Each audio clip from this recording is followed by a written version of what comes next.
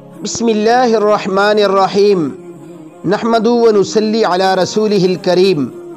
میرے محترم سامعین، آج میری گفتگو کا جو عنوان ہے وہ یہ ہے کہ اللہ رب العزت کے ہاں رمضان المبارک کی کتنی قدر ہے، لہٰذا ہمیں بھی اس مبارک مہینے کی خوب قدر کرنی چاہیے۔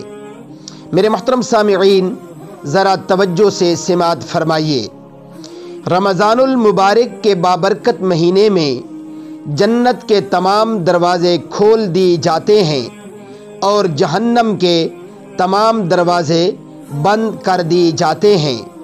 حضرت ابو ہریرہ رضی اللہ عنہ سے روایت ہے کہ ان رسول اللہ صلی اللہ علیہ وسلم قال اذا جاء رمضان فتحت ابواب الجنہ، بخاری شریف۔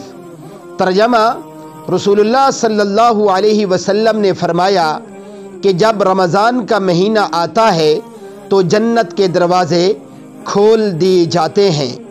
اور حضرت ابو ہریرہ رضی اللہ عنہ سے ہی روایت ہے کہ قال رسول اللہ صلی اللہ علیہ وسلم اذا دخل شہر رمضان فتحت ابواب السماء وغلقت ابواب جہنم وسلسلت الشیاطین، بخاری شریف۔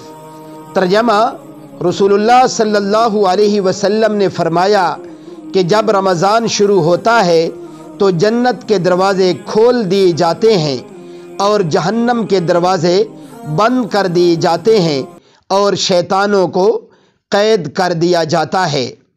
اور حضرت ابو ہریرہ رضی اللہ عنہ ہی سے ایک اور روایت ہے جس کے الفاظ یہ ہیں: فتحت ابواب الرحمہ، مسلم شریف۔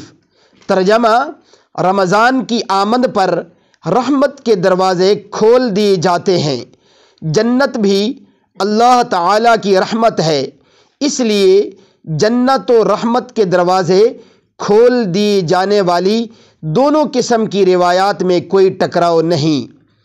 اور رحمت کا راستہ آسمان سے گزر کر آتا ہے، اس لیے آسمان کے دروازے کھول دیے جانے سے مراد بھی رحمت و جنت کے دروازے کھلنا ہی ہے۔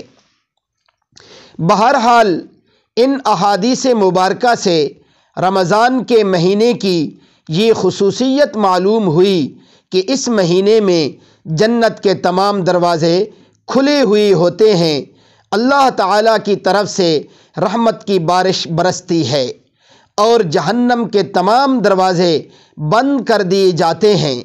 لہٰذا اس بابرکت اور بارحمت مہینے اور اس کے ہر لمحہ کی خوب قدر کرنی چاہیے۔ اللہ مجھے آپ کو عمل کی اور آگے تک پہنچانے کی توفیق عطا فرمائے۔ وآخر دعوانا ان الحمد للہ رب العالمین۔